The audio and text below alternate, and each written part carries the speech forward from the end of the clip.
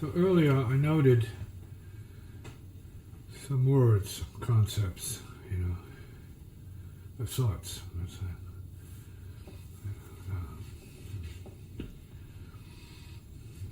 And we usually go for the spiritual themes, which is good. This is all about that, in a sense.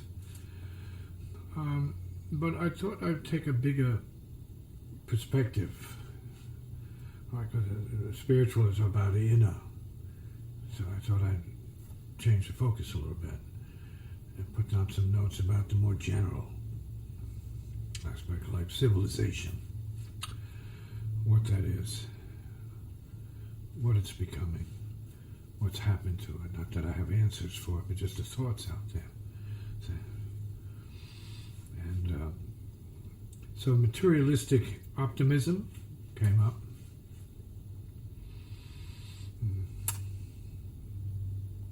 And then the balance is spiritual optimism. So,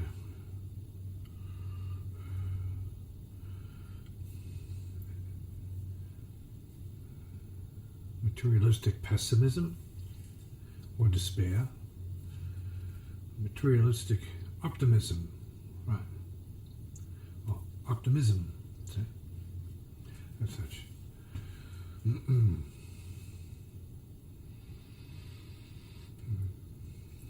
Now, the issue of bringing it up is not because any of these things that I'm saying about is a permanent condition or any kind of proposition. It's an interpretation of what we might be looking at as we look around us. We might be looking at ourselves, say, from one of these concepts or categories. Say.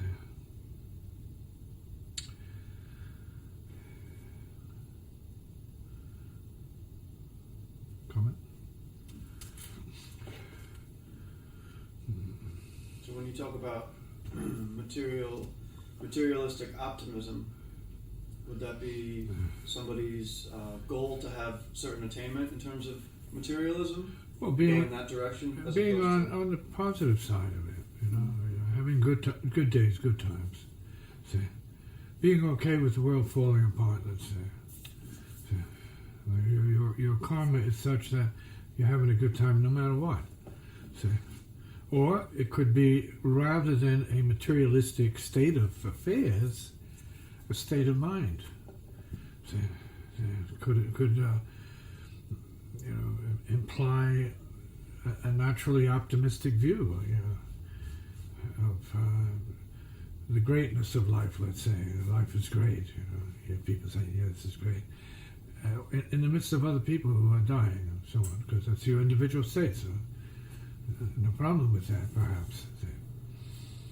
So the question is, does your state help anyone else? See, that's the dharmic view. See, which is more, let's say, inclined to be less self-oriented and more other-oriented in terms of compassion, not to possess others as much as to awaken and liberate and make happy other beings. See? So there's somewhat of a condition there, an agenda. See? Let's say it's like saving other people, but it's not about that. It's really about nourishing your own goodness and cultivating it by expressing it outwardly. So again, theories, concepts, and go to the next point. So no balance in the making of being either rich or poor.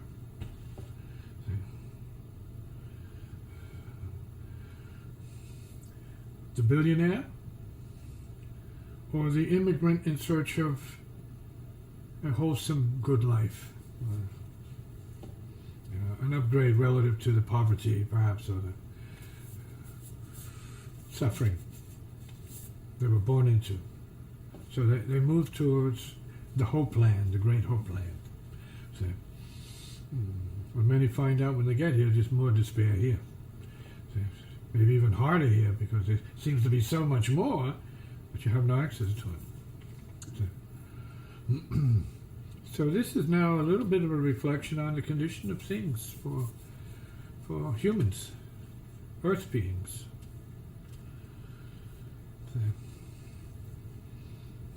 And one of the paradoxes would be, for all of us, is the reality of what is true for me is not necessarily the reality of what is true for a you. So I have the for a me or for a you. See? And what this touches upon is the reality of the relative existence of no solution, see, for the people. In other words, people who come here have to create for themselves. See? There is a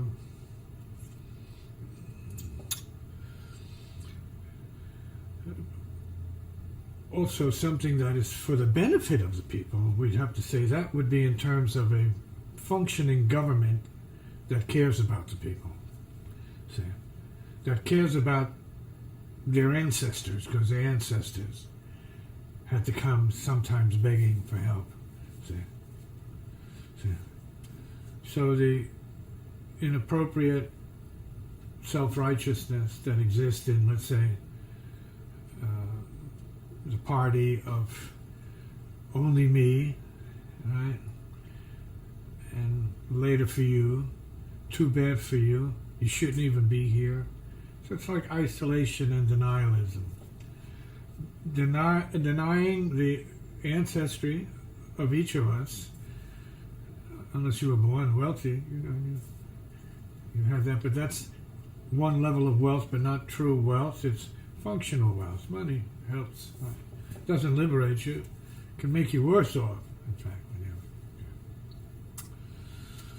So there's the governmental responsibility is when the me joins with the others, the yous, right? The me and yous of life from the heart, then maybe something can be done. Maybe some things are being done. I'm not assuming there aren't good people. No, this is just a basic skeletal conceptualization of things as they appear to be at this time. And functioning, more or less functioning or dysfunctioning as we go along. So we have, relative to the government, a real basis for it, which is the Constitution, which would seem to be like a holy Bible of sorts, of how to function relative to one another, see, in a social context or communal context of existence, see, how to get along, right? And so the issue there comes from the ancestors, see?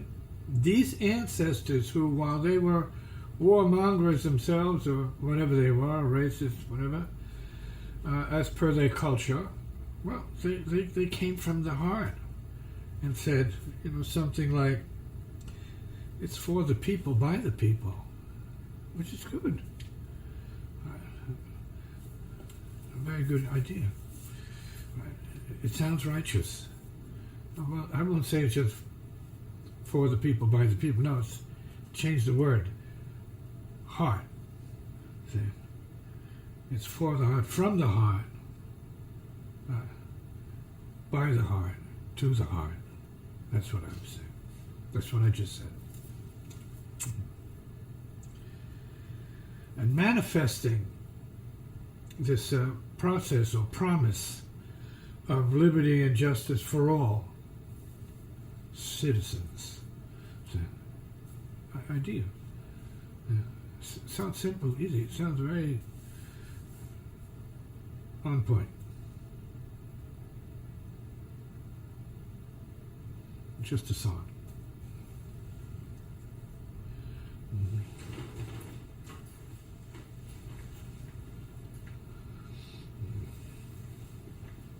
So the ideal here is in this country.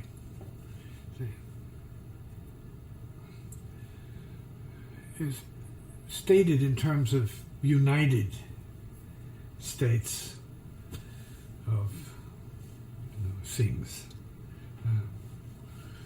past, present, or maybe future. United States. Say.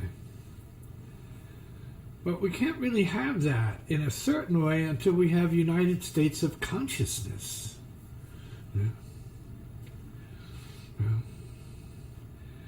So it's more about being united in consciousness than in idealism and the theory of the ideal. See? Which is not bad, it's a good place to be, but we have to be real at the same time. It's not set up to be the United States of consciousness. It's set up to be the different states of consciousness, right? With the ultimate ideal of being united, because we're on the same land. That's not unity necessarily. That's proximity.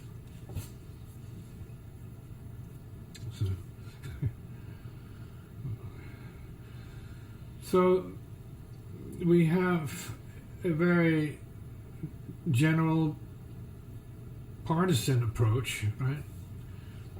What do they call it? The parties. And that doesn't seem to be enough. It's not enough to be in a party because what you're doing in a party is separation. So that's not uniting. See, it's not uniting. But I will add, when 9/11 occurred, I didn't feel any stinking parties.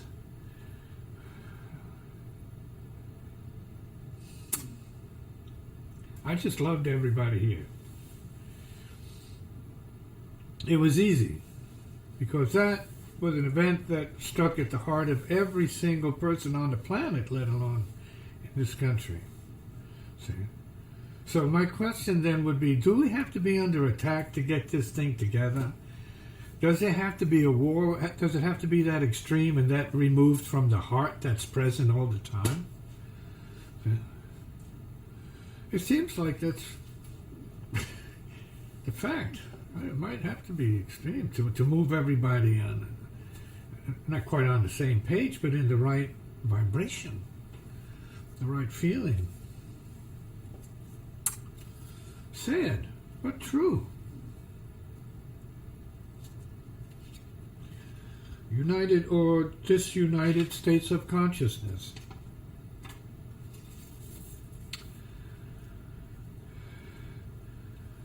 Disunited because we may, as a nation, not be properly looking into ourselves, our motivations, our high or low results for better or for worse, regarding our fellow countrymen and women, or even humanity. See?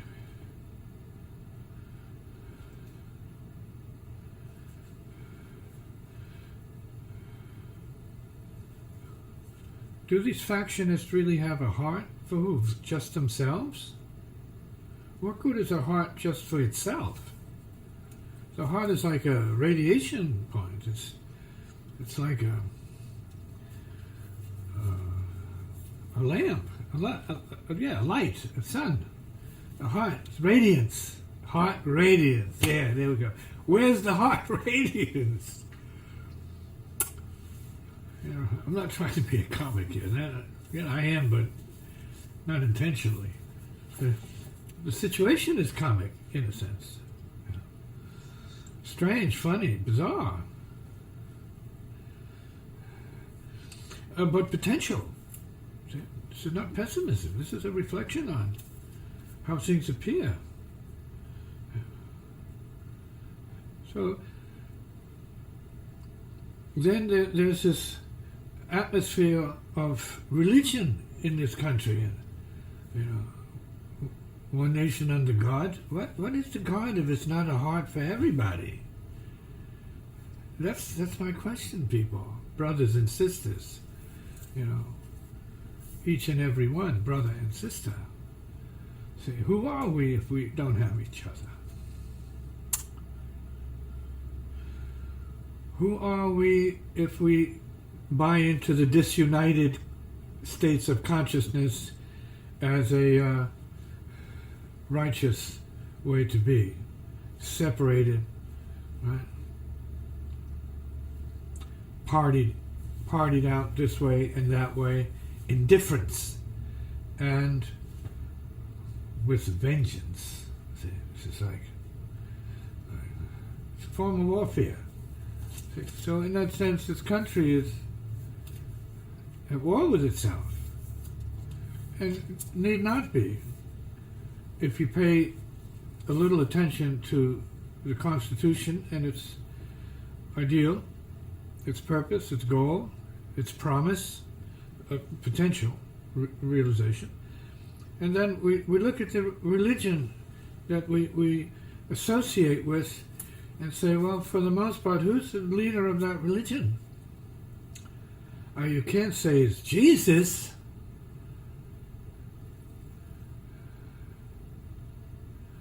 And killing one another, right? Right, the riflers. Jesus is a henchman. That don't jive. Jesus is killers? No, that won't cut it. I'm not trying to be funny, but it's the way it is. In the name of Jesus, all of this nonsense is happening. Hatred, division, selfishness, which is the key to all of that. Selfishness. Shutting the heart down. Right? Opening the groin up. Right? It's all about the groin. Okay. When we have a heart that is a thing, see? A heart is a thing. Heart radiance is a thing. Being good is a thing. See? Usually, I tend to the music, you know. And that to me is the salvation. Without words. Just the melodies. See? The heart, song. See? Gratitude, peace. See?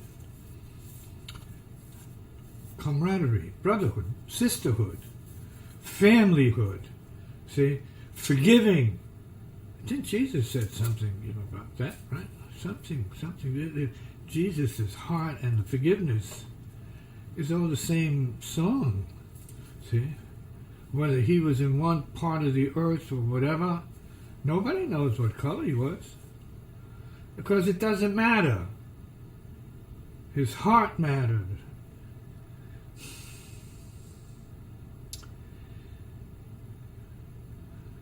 His love mattered.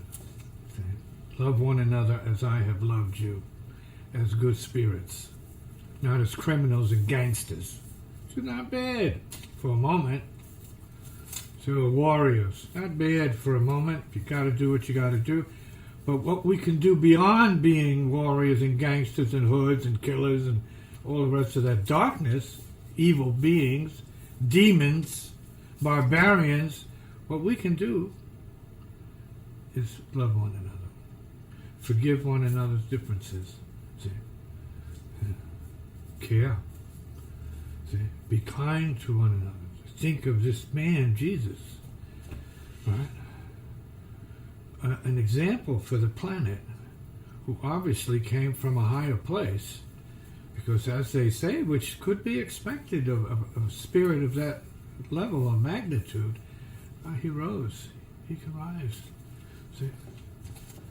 So he was here for a while, as he stated, and then he had to rise to, as he said, his father, right? Right? The man. He said father, so the man. Not a word I like to use for where we come from, but he said, my father. So they said, he said, my father in heaven. So we have to accept that on the value of the surface. You know, he said. So they said, he said.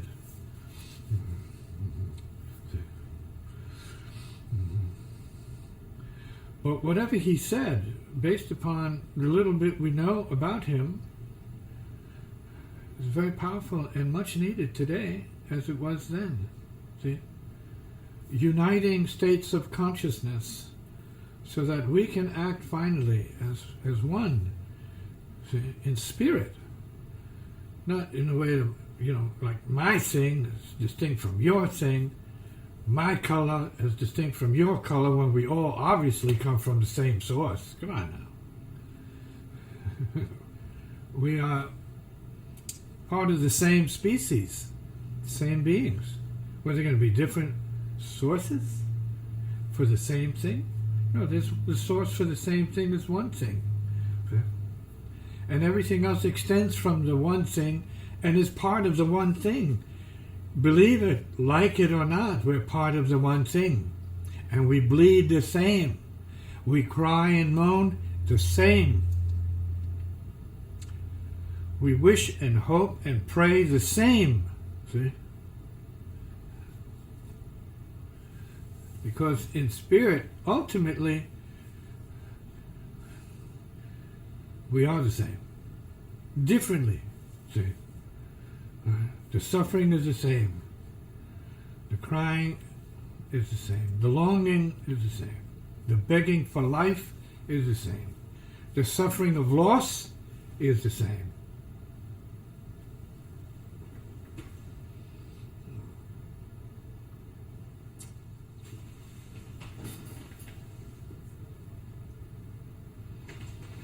See, a simple example of what this is about is like, by law, and there'll be exceptions to everything I'm saying, no doubt, but generally by law, plants of different colors, different energies, get along, generally. There can be some things that are repelled by other things, but that's by law. So, within the same species, there's variance. There would have to be. The whole universe is a system of infinite variety and variance. That's the beauty of it, right? The great creators and artists, the magnificent, extraordinary, profound artists making all of this, it manifested it. So whatever it was that did all of this, it's great. If we can keep it together, it'd be even better.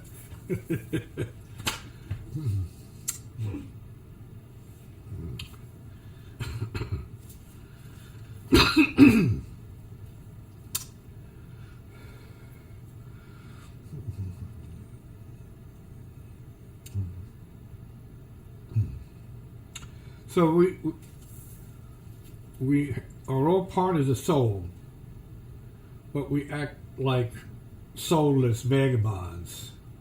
See?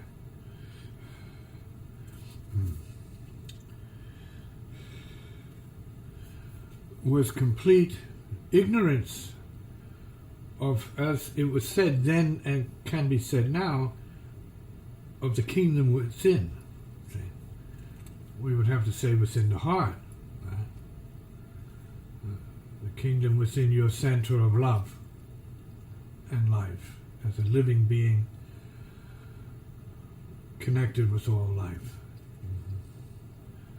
So the realization systems of spiritual enlightenment are all about the heart awareness.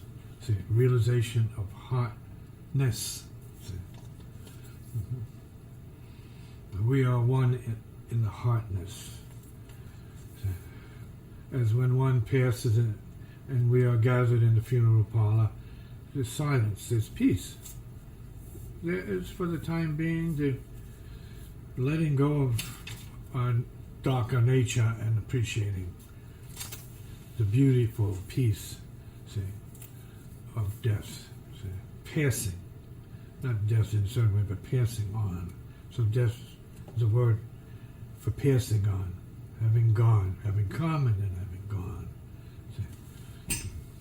All of this is part of our spiritual destiny, see, to be here, live, do good or whatever we can do, and then pass on by law. See, like everyone else and every living thing, it's the same thing. You're born, and therefore we all created equal because we are born, and you pass. Because we're all created equal, we pass. Because we're all created equal, we live as well. We all live. pass inevitably, and we move on. Where, that's to be determined. See? Where does one hope to move on to? Because you will move on. This is a theater of practice. See? This is a land of, or world of progression. If you can't progress, then your moving on will be worth being happy about. See?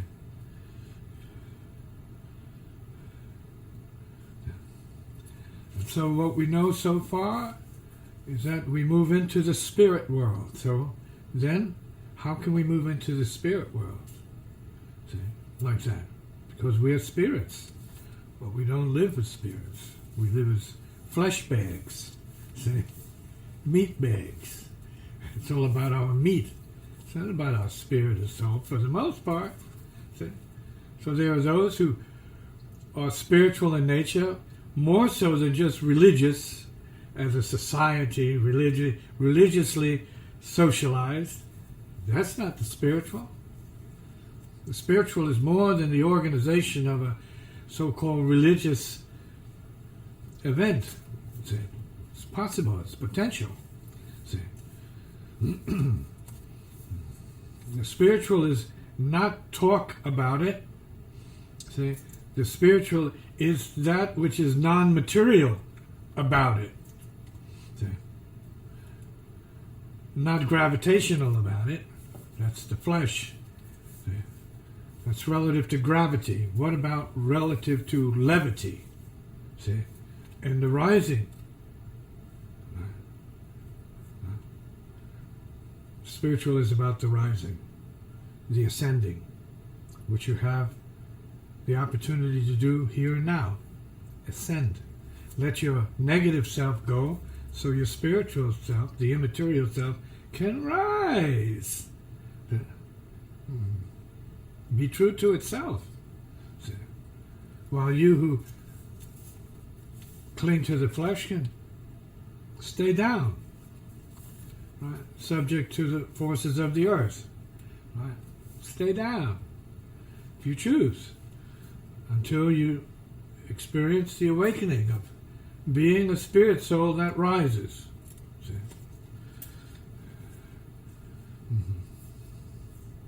That's by nature. That's not because of, you're a club. Your club or your leaders cannot save you as much as you need to save yourself. See? To be able to rise, you have to participate in the rising, see, as you were originally given to do before you came here. Just a thought, see, it's all about metaphysics, spiritual, see, facts for those who know. You have people, your loved ones, and then they pass. See, they're born and then they disappear. They actually disappear. They go on. See? What stays is the memory of them. We have let's say, a right to protect their memory. Keep them in good spirits. See? Good spirits.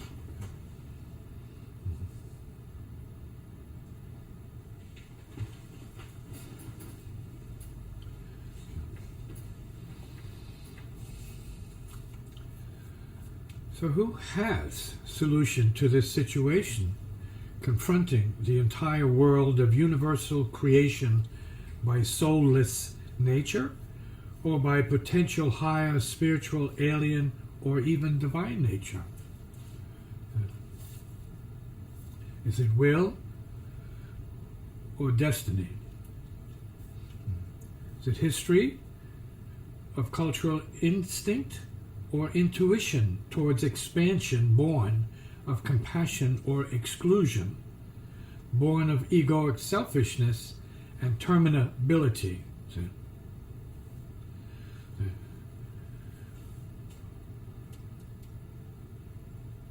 Could it be systems of evolutionary progress based upon cultural norms as effect or spiritual norms as cause for ascension. Important word, ascension, the rising. See? Dematerialization potential of each spirit soul. We're not talking about death. We're talking about rising in consciousness, see, towards the United States of awareness. See? Spiritual development to the level of mastery of body, mind, and spirit.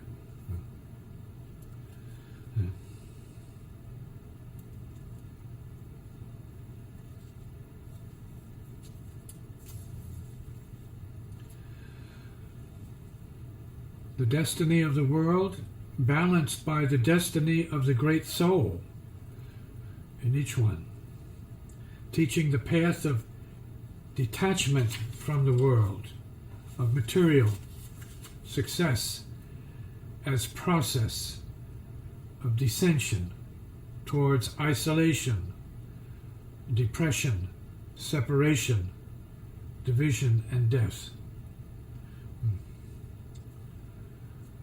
Civilization as descension or ascension, rising, not to materialism, but towards enlightenment, awareness, and ultimate neurosis-free creativity.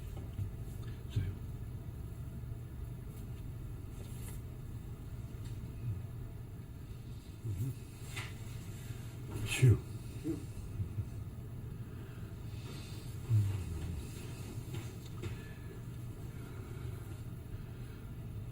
Higher destiny is certainty that one can and will do better for oneself and one's tribe or circle of companions or co-workers for the good of the whole, which is the heart of all beings.